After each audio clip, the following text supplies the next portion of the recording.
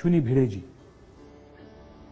हमारी वोकलिस्ट्स में से बहुत नामचीन, बहुत वेल लाइक्ड, बहुत वेल नोन। हंसध्वनि का एक इंस्ट्रूमेंटल में एक अलग किस्म का मजा है, मगर उसको जरा स्टकाटो यानी कि स्ट्रेट नोट्स उसमें लगते हैं। सा रे गा प ग रे सा नी प ग रे गा प नी सा प रे नी प ग रे सा। मगर जब वोकली गाया जाए तो उसका एक बहाव अलग किस्म से आता है।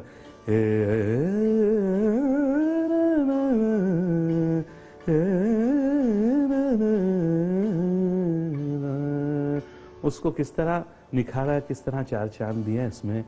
आप अश्विनी भिड़े जी का हंसध्वनि सुनिए।